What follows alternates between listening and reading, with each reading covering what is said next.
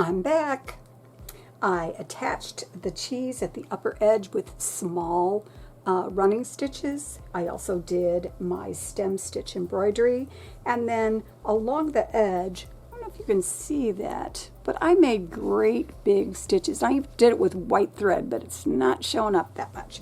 Anyway, so it is all attached, and something that might have happened while you were doing yours, you really need to be careful about not pulling this too tight along here because it'll get puckered. So if you're stitching along the edge where you're actually just stitching on the woven fabric and not on the felt, if that gets puckered, one of the things that you can do is put it wrong side up, because you don't want to press directly onto the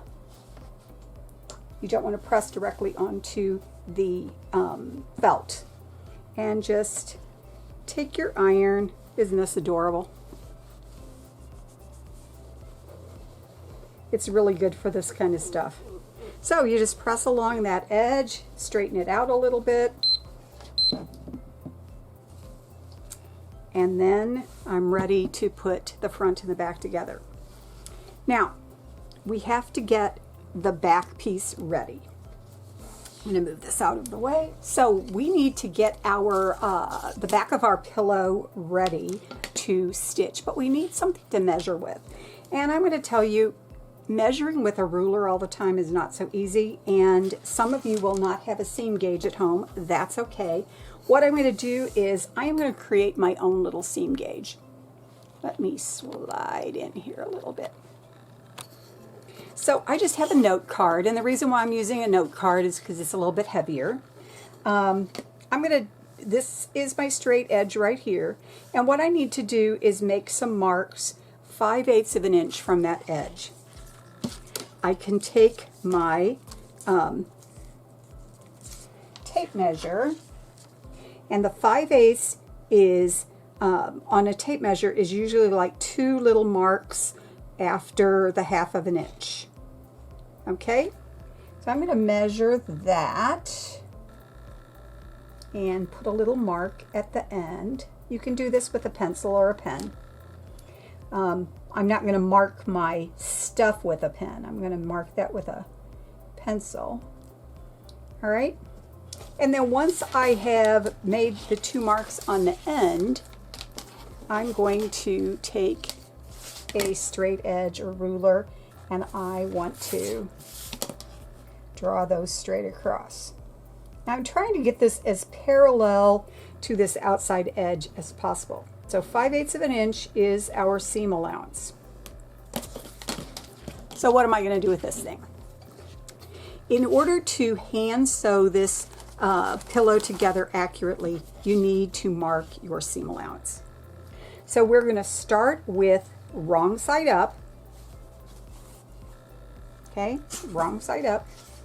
And we're going to use this as our measuring tool to draw some lines on here. Let me back this up a little bit. So we've got our pillow wrong side up. I'm going to use a pencil. Don't use ink.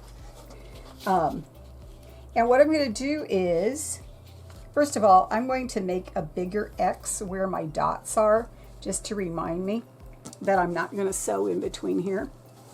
And then I'm going to start at one of the corners, or if you're working with a different pillow, just find a place to start. And what you're doing is you're just kind of drawing that line along there. Okay? It does. So I actually am going to cut this up a little bit because it's not working like I want it to. I'm going to make it a little bit narrower, maybe about 1 inch. Okay. Now remember, this is the part I'm marking for my project. Yeah, this is going to work a little bit better. So I'm just going to put a mark, and then I'm going to slide it over a little bit. I don't have to make long lines right now because I'm going around this curve, and I can't make a long straight line around this curve. So I'm just doing it kind of in the middle of that part right there.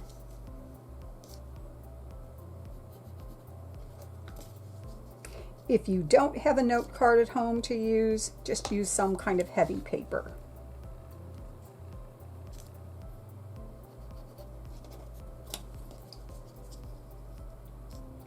So you're probably wondering, why are you drawing it on there? Well, we have to have a line to follow when we are hand sewing.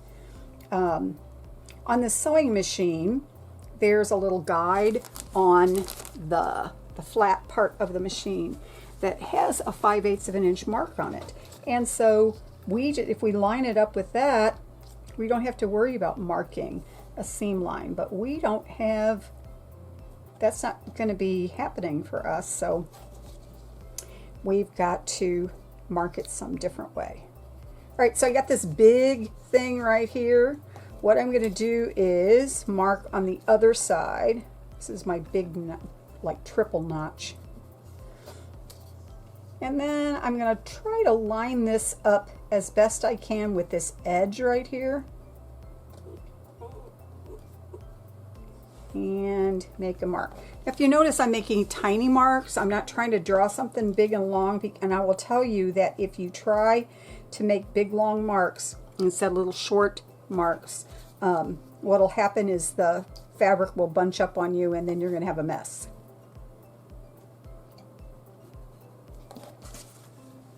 Now on the corners we had those dots, and what we're going to try to do is make sure that when we make that corner, and if you notice mine's a little wacky there, I'm going to try to let me get my ruler and I'm going to try to straighten that out a little bit, because I want a good corner right there. It's a whole lot easier to do it on the longer pieces because you don't have to do it every couple of inches. So I'm going to go all the way down here. And then I'm going to do it again a little bit farther down. You notice they're not quite as close together. What I'm going to do now is line it up with my dot, line it up with those lines, and make short strokes down this thing. So I have a line. And you might not be able to see that very well because it is gray on this tan, but when you are hand sewing, it will be fine. Now, I have another point down here, and I want to make sure that I pivot right there. So I am going to align this up with where my other line is, and I want to stop right there. Back and forth strokes. So oops, I'm going to make that a little bit darker.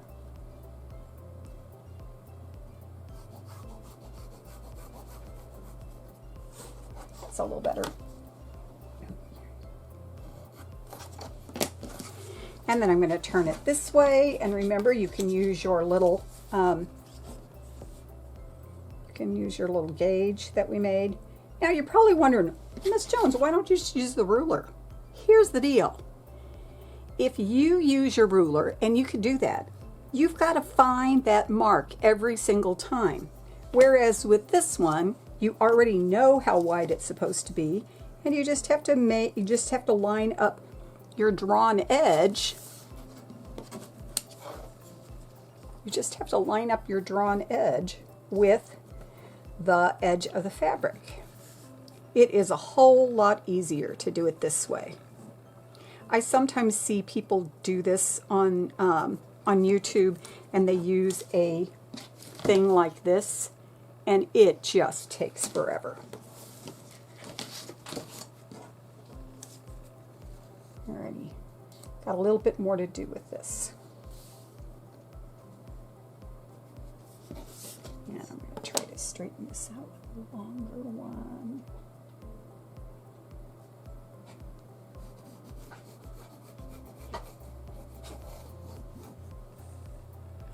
I want to make sure I got that nice crisp point down here at the end. And just a little bit more, and then I'll be all finished with marking this.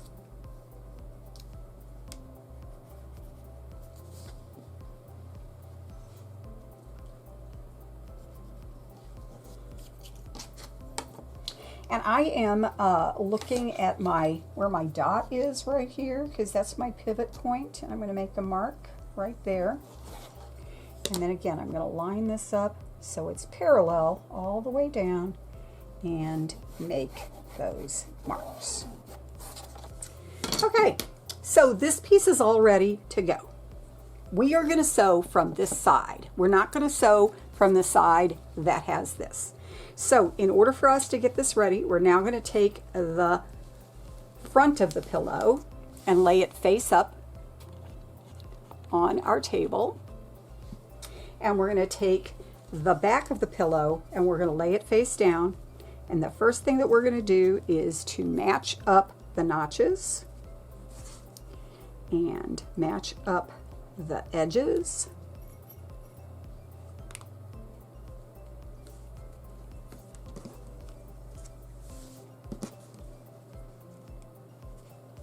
And when you put these pins in, they should be every about 3 fingers apart.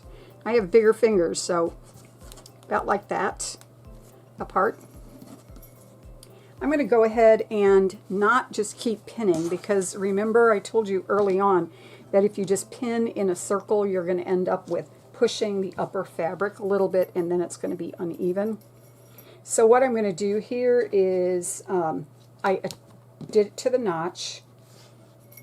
And remember, if you're doing a different pillow, you're going to use whatever marks you have on that pillow to get yourself all lined up. And there may be curves that you have to follow and so on. Okay. Now I want to get this corner all matched up. So get that corner matched up.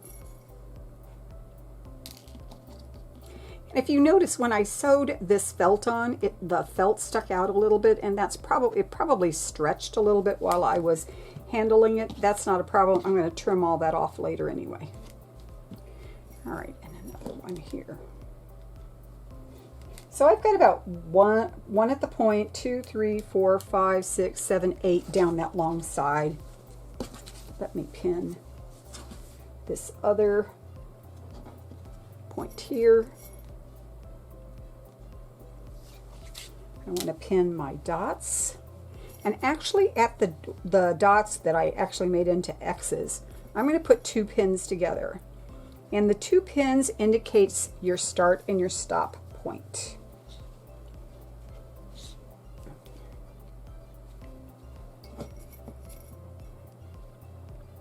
Sometimes people will make an X with them. I just usually put them right next to each other.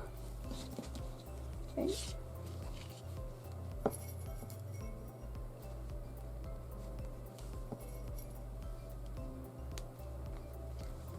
Again, you want these pins to be about every 3-ish fingers apart.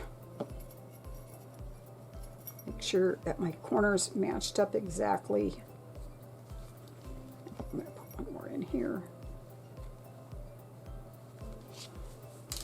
And then I have this one last flat side. Now, if you notice, I'm smoothing everything down so I don't have any bubbles.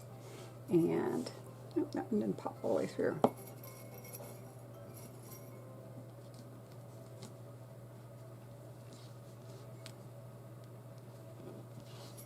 Two more, and then it's all pinned.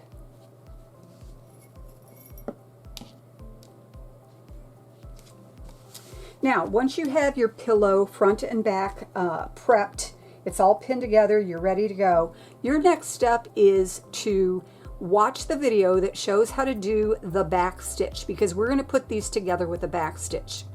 You need to do the practice as I suggest, and then we will put the front and the back together. Bye for now.